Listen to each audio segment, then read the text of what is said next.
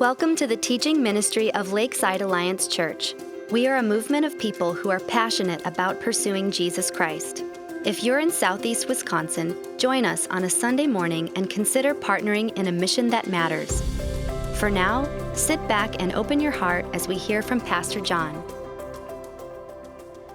It was the epic novel, The Two Towers, when Sam Gamgee pondered the question that we're going to be looking at this morning and over the next couple of mornings of what sort of tale have we fallen into? What sort of tale have we fallen into? Life comes to us far more in the form of story than it does in the form of propositional truths.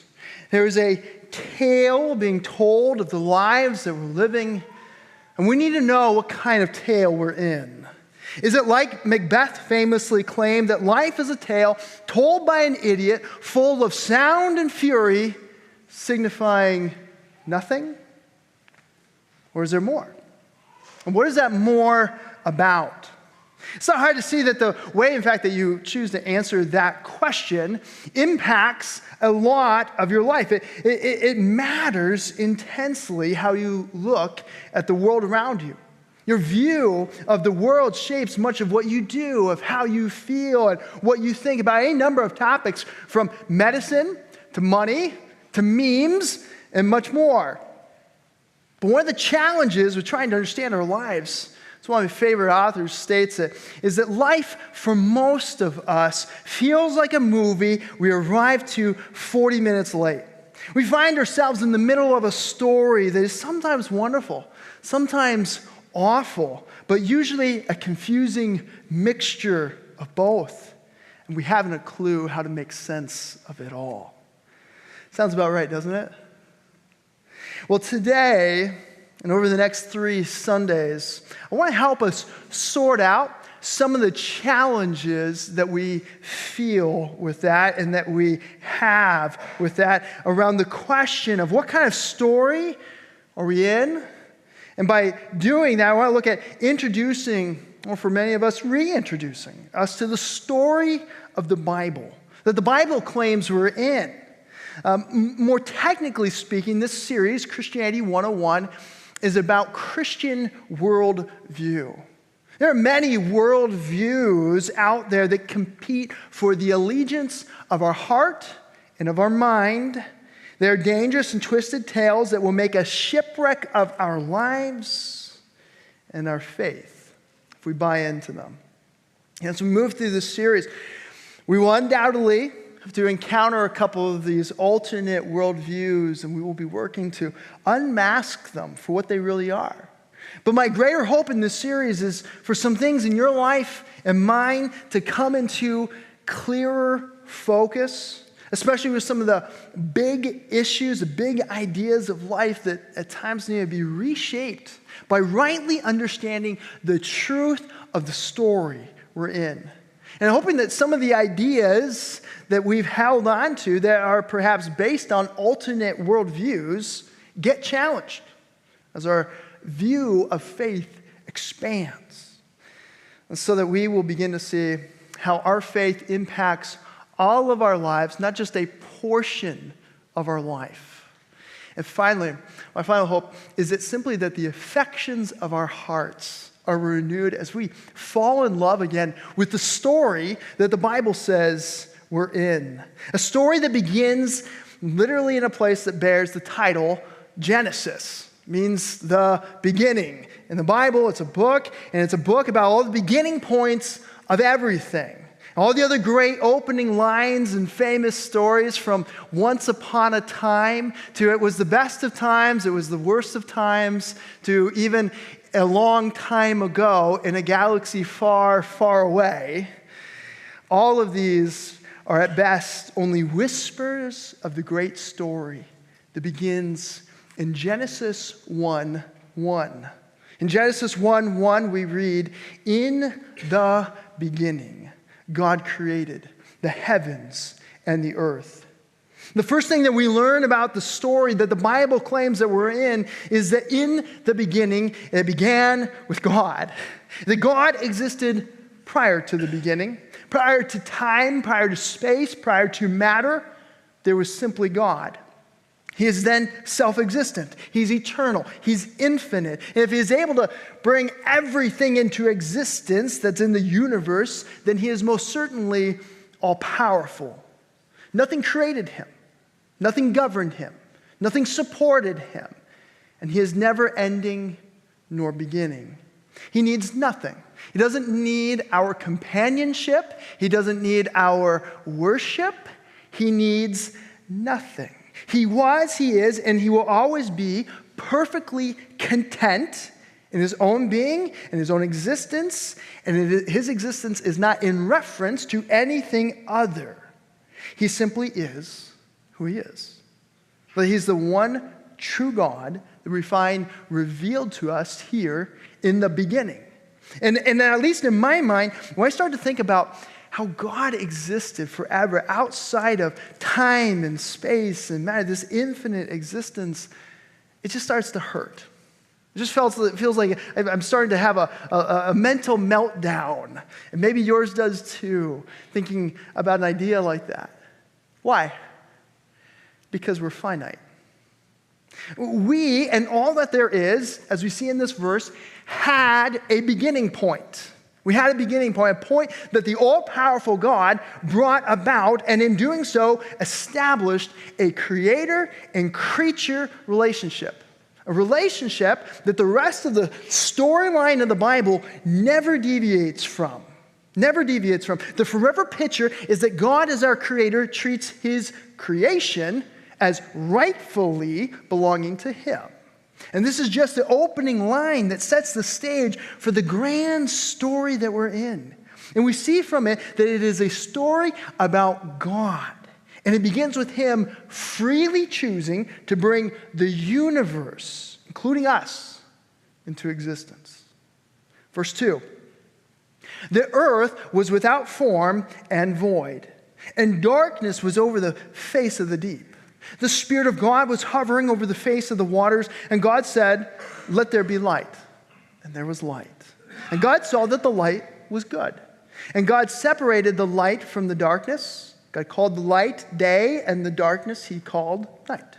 And there was evening, and there was morning the first day. Now, this is the pattern that we will see over and over again, where God, present with a blank canvas, a lump of unformed clay, this material and immaterial, an unordered, chaotic darkness, calls it out and into a specific form. He will bring then something out of nothing, and he will form and he will inform it by his word. And after each work, then there's this pronouncement by God of it being good. It is God's stamp of approval on his creation. And although good in our culture of advertising with one-upping superlatives doesn't sound great, God's approval, his endorsement, is all his creation ever needs. And all of creation then is covered in God's fingerprints. Everything from the stars to the ecosystems to every cell to every eyeball to every law of biology and physics has order. It has value. And through it, it cries out with praise to God as its creator. And we see it's in plain view for everyone. Albert Einstein was just barely touching on this reality when he said that the fanatical atheists are like slaves who are still feeling the weight of their chains, which they have thrown off after hard struggle. They are creatures who, in their grudge against traditional religion as the opium of the masses, cannot hear the music of the spheres. Perhaps put far better, the psalmist David wrote when he said, "The heavens declare the glory of God. The sky above proclaims his handiwork, and day to day pours out speech, and night to night reveals knowledge." It's on the basis of order and design that science has a logical foundation to work from, and why we can see worth, why we can see beauty from the galaxies to a musical note. Searching out the seemingly never-ending mysteries of the universe then is a wonderful thing for a Christian This should provoke our minds to worship. Now, there's a plethora of details in this first chapter that capture the purpose. It captures relationships within creation itself, and it captures God's blessing on creation. We're breezing, though, right over all of that to, in a sense, stay in step with the text, which by comparison only gives the briefest of mention to nature before it turns to God's specific act of creating mankind. In verse 26, it says this, "Then God said, let us make man in our image, after our likeness, and let them have dominion over the fish of the sea, over the birds of heaven, and over the livestock, and over all the earth, and over every creeping thing that creeps on the earth." So God created man in his own image. In the image of God, he created him, male and female. He created them. Friends, this is the crescendo of creation. Well, mankind is part of the natural world, sharing in likeness to the rest of creation, especially other creatures on the land, as we see. They are also, though, very different. Very different. We're told that mankind is created in the image of God. That means that people have the unique capacity for a relationship with God. This is another way of saying mankind has a soul. And as God's unique image bearers, that comes with unique responsibilities. Humanity receives mandates for their purpose in serving as sort of vice regents to cultivate and to oversee all of creation as they multiply and as they fill the earth. And we're told this applies to all of mankind, both male and female. Both bear the image, both receive the mandates. And just as there is unity and diversity in the Godhead, there is unity and diversity in his image bearers as male and female. And this reality that they are complementary to each other, that they are different and equal, will be further developed in the second half of this narrative in chapter 2. But in that half, we learn that God has finished creating, is satisfied with his creation, has set a rhythm to work and to rest as an example of ceasing on the seventh day, setting apart the Sabbath. However, the creation narrative itself is not yet finished. In chapter 2, starting in verse 4, we move from this macro view of all the creation and the work that God's doing across these 7 days to the micro, to the summary chapter. In chapter 2, this is a careful examination of the 6th day. This is not the 8th day. This is backtracking to see man's creation in high definition.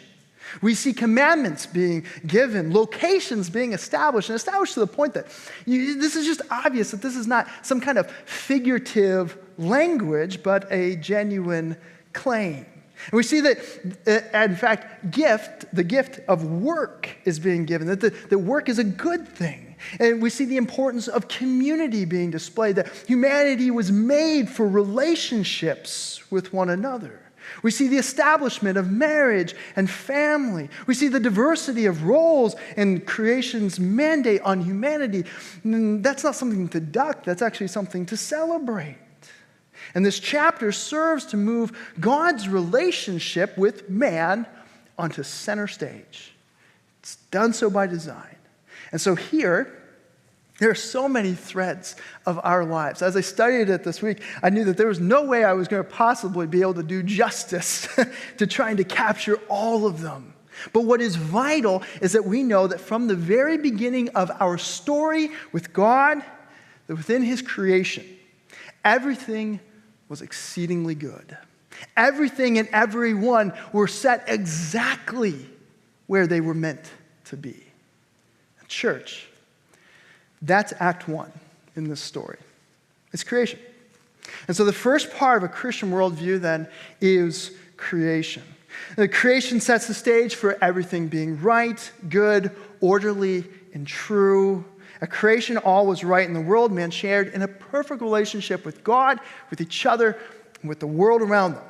And according to God's word, we need to know that there was a time when nothing was broken. Everything was exactly the way that it was meant to be. Because, as we'll see, there is a longing in your heart and mind to get back to all of that. To get back to re-enter Eden, to once again experience the unhindered satisfaction of life in this world, gifted by God and with God, that it was intended to create.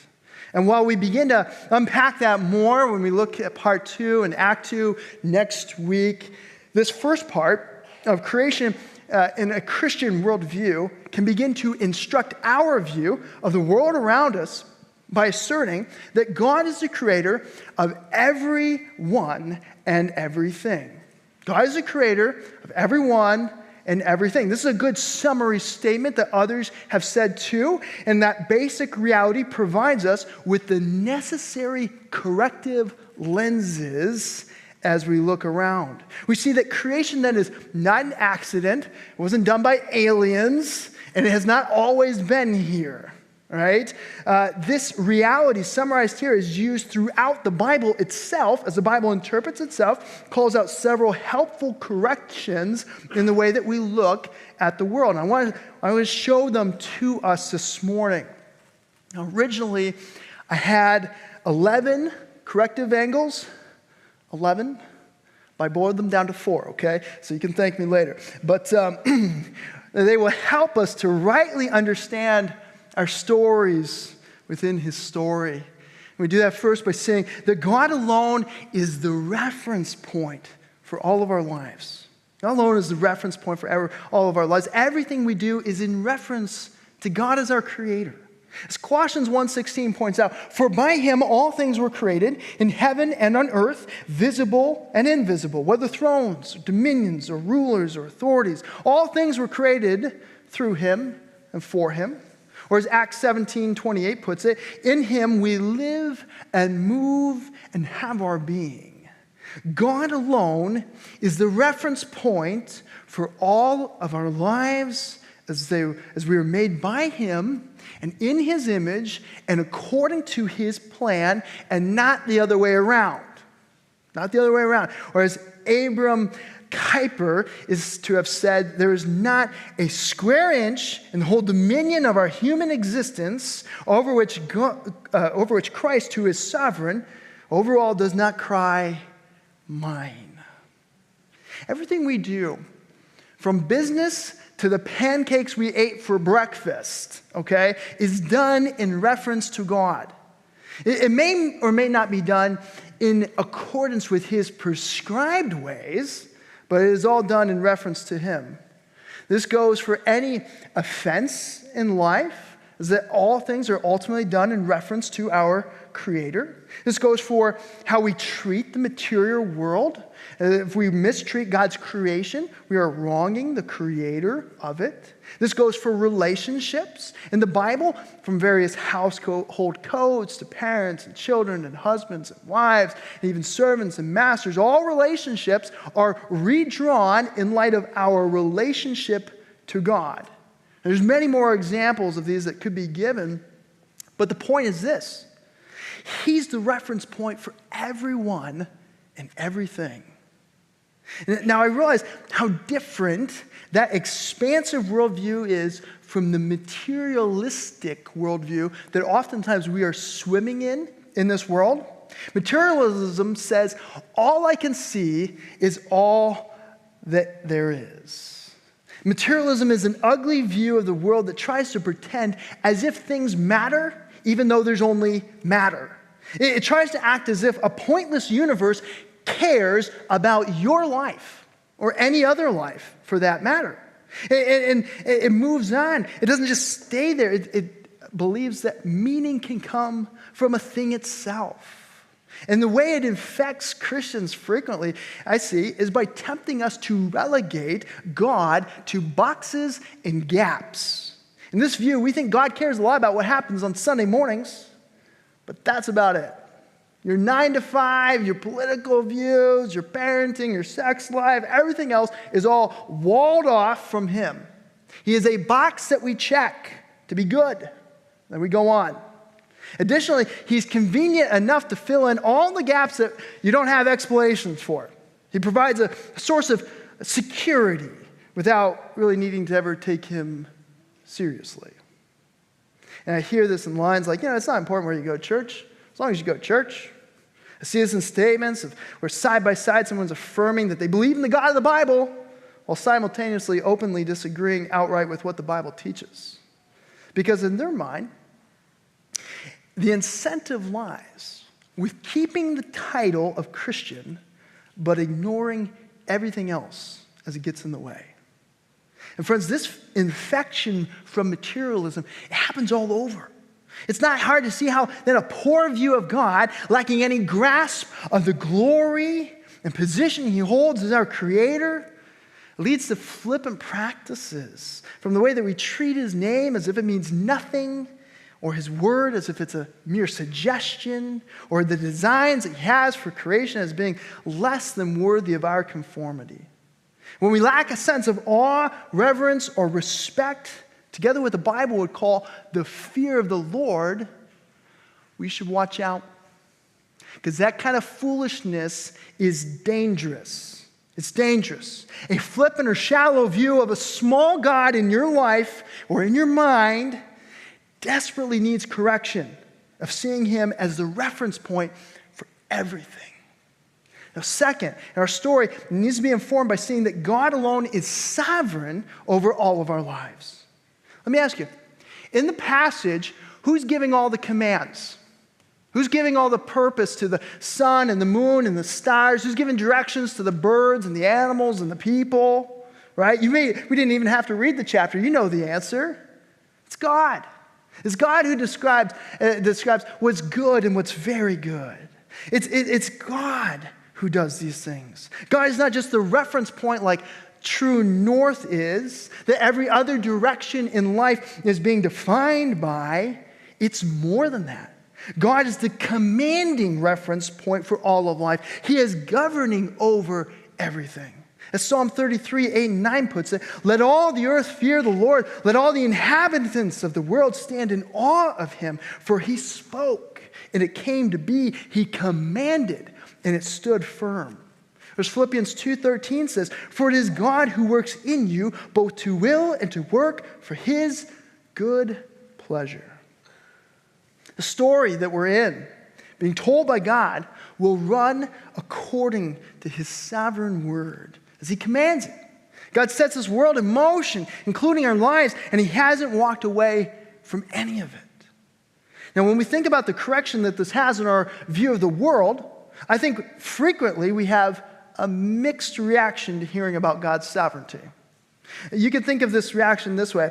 If I was to imagine my life as a car ride, if we're headed down the highway going 70 miles per hour, or if you're from Illinois, 85 miles per hour, right? With no hands on the steering wheel, this is a wild moment. The idea that our lives are simply out of control, that there's no hands on the wheel, that it's random, fleeting moments that fit Macbeth's description to a T. Well, that's horrible. That's horrible. And the result of thinking that way is even worse. But on the other hand, knowing that someone's hands are on my life, that someone is over my life with all the bad things that have happened in my life under their watch is no picnic either. Knowing that there's a pair of hands on the steering wheel as we, swipe some other car on the highway is not comforting. It's disconcerting. It begs the question of whether or not God is some kind of sadistic or disinterested third party. Neither scenario is good news. I think Dorothy Sayers captured this particular sentiment well, but then advanced the answer when she wrote this. For whatever reason God chose to make man as he is, limited and suffering and subject to sorrows and death, he had the honesty and the courage to take his own medicine. Whatever game he's playing with his creation, he has kept to his own rules and played fair. He can exact nothing from man that he has not exacted from himself. He himself gone through the whole human experience, from the trivial irritations of family life and the cramping restrictions of hard work and lack of money, to the worst horrors of pain and humiliation, defeat, despair, and death. When he was a man, he played the man. He was born in poverty and died in disgrace and thought it well worthwhile. See, friends, unless you're convinced that it's our Creator who's perfectly good, ultimately pictured in Jesus Christ and his sacrifice for us at the cross, and who is over all of our lives, does his sovereignty become our good news. Only in that scenario, while I may not understand it all, can I happily embrace this correction that God's hands are right where they should be, on the steering wheel of our lives. And they invite us to trust as they show us that his sovereign reign has been from the beginning and it will never end. He who began a good work will bring it to a glorious conclusion, as we're going to see in this series. But third, while this is not explicit in this passage, it's hard to not see that the Creator hasn't abandoned his creation. That in reality, God alone sustains all of our lives. God hasn't wound the universe up like an old watch and left it to do its thing, as the deists claim. Yet God is not one with nature, as the pantheists claim. And we ourselves are certainly not God, as the New Age occults claim. But as Hebrews 1:3 says, the Son is the radiance of God's glory, the exact representation of his being, sustaining all things by his powerful word. God isn't only the Creator in whose image we're made, and he isn't only governing over everything in this world, but he is still actively connected to it at this very moment. That while God is transcendent over all of his creation, he is still involved in it, providing for it, guiding it, and upholding it. And while that offers then this corrective lens in seeing that God has never been absent, and God has never been lacking in providing for his plan. In fact, the Bible, recognizing God as the sustainer, frequently, that just provokes thanksgiving. It's our storyline that recognizes that God owes us nothing. We have no demands that we can make on him. And so it translates into anything good as we receive as being an extension of his grace. We deserve nothing from him. He is the Creator. We are the creature. When the Bible calls us then to give thanks in every scenario, it makes a lot of sense to the Christian.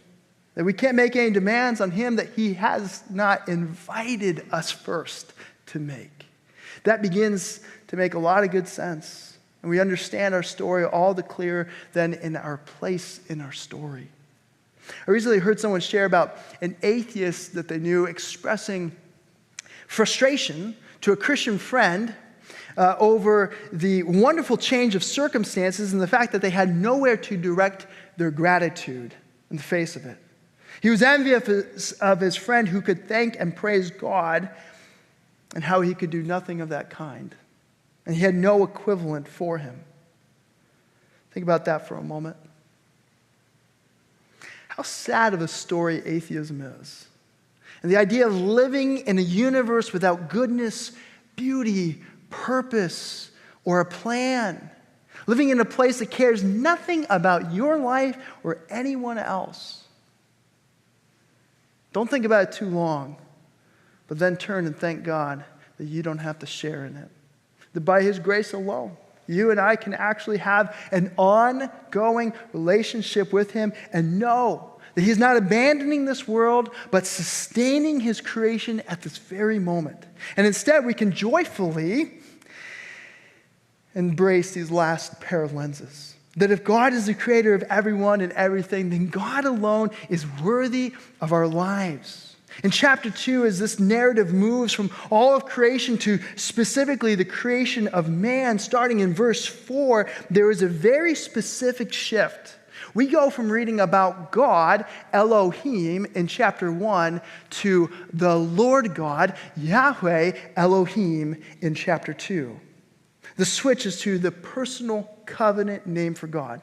When you're reading the text closely, it really sticks out at you. It's this glaring reminder of the unique relationship intended between God and man. This creator-creature relationship is unique between humanity and God.